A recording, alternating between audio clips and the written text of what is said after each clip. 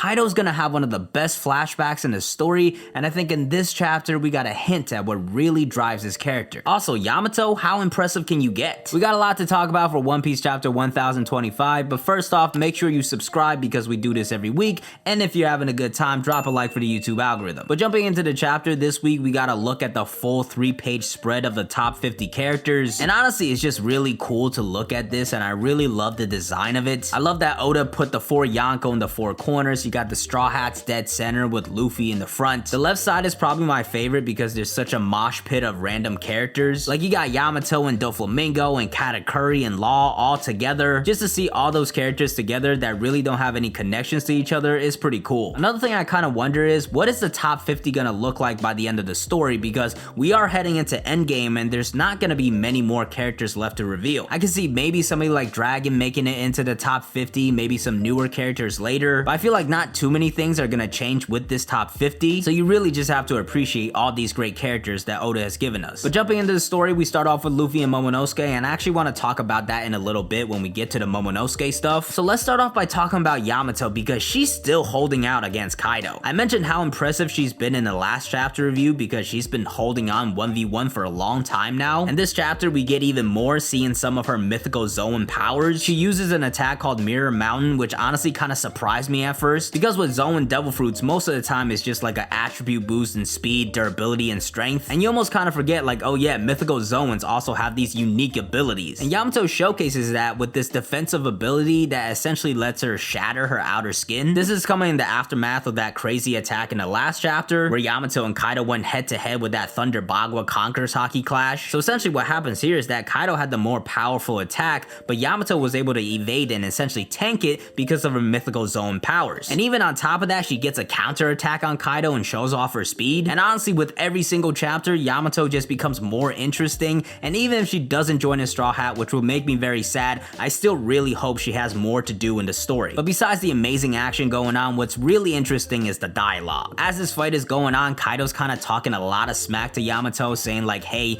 why you acting like you're from Wano and that you're a soldier of Wano? And he just keeps taunting her, saying you are my son, you can't escape your bloodline, and no samurai are gonna accept you. And although this is Kaido just talking shit, there's still a lot of different themes at play. First off, all this talk about origins and bloodlines makes me very interested to find out more about Yamato's backstory. Also, Kaido is still referring to Yamato as his son. We need an explanation on that. For those of you that didn't know, in a recent Viva card, it was confirmed that Yamato is a female, and there was a lot of other information that came out. You can check out this video I did breaking it down. But with the confirmation that Yamato is female, it begs the question of why does Kaido call Yamato his son? I've talked about this before, but personally I think Kaido always wanted his son to be an heir, and at some point he realized that Yamato was gonna be his only offspring, so he just decided to make her his son for his own selfish reasons. But that's just my theory on it. We still need some confirmation from the story, and Oda does keep hammering this home. Another interesting theme to look at here is the whole idea of bloodlines, because first off, it's really ironic what Kaido is saying about bloodlines and how the samurai will never accept Yamato just because Yamato is his son. But at the same time, we just saw a contradiction to that last chapter. Kaido pretty much already tested this theory when he put the daimyo of Wano against Yamato. Everybody was starving, there was only one plate of food, and the daimyo had weapons, but they gave the food to Yamato. So with that alone, Kaido's already proven wrong because Yamato has already been accepted by some samurai. But at the same time, his assumption is not completely off the mark, because think about what is actually happening to Wano and why it's happened. Two of the biggest villains in the Wano arc so far, Orochi and Kanjuro, they really only became villains because they suffer so much because of their bloodline. Pretty much all Korozumis were hunted down by the citizens of Wano because of what one Kurozumi did a long time ago. So this whole idea of the sins of the bloodline has been prominent throughout Wano. And what Kaido is saying here about the people of Wano not accepting Yamato, that's a conflict that's probably gonna come up by the end of Wano. And that could be a really good way to kind of resolve this Kurozumi plotline. I talked about this idea before with the theory that Tama is a Kurozumi, which I fully broke down in this video, but if it turns out Tama is not a Kurozumi, Yamato could fill the same role being Kaido's daughter, because Kaido over the past 20 years has done far worse things than the Korozumis ever did. So I imagine by the end of Wano, there's definitely gonna be some people that want Yamato to be executed. So that's one plotline to look out for, but continue with the dialogue. You still have Kaido just bashing Yamato for being alone all these years, which honestly is kind of extreme. Like, you're making fun of her for having no friends, but you were the reason why. But props to Yamato, she's not really being affected by it. She's thinking back to Ace and the great time they had. We also get a pretty brutal flashback where somebody helped out Yamato and then were executed. Just goes to show how messed up Kaido was in treating Yamato. But then we get to what I think is the most important dialogue that Kaido says. I'm just gonna read it so I don't miss anything, but Kaido says,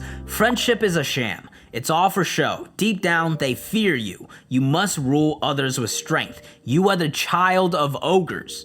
You are not meant to be friends with humans. That is your fate, Yamato." Now, first off, just looking at this scene, it seems like Kaido's emotions are really coming out, especially when we see him going for that attack. He looks like incredibly evil. And with the dialogue that he's saying to Yamato here, as I said during my live reaction, I think he's projecting. I think what he's saying here doesn't really apply to Yamato, but more so to himself. All the stuff he's saying about how friendship is a sham and you can't be friends with humans, it sounds like something he experienced in the past.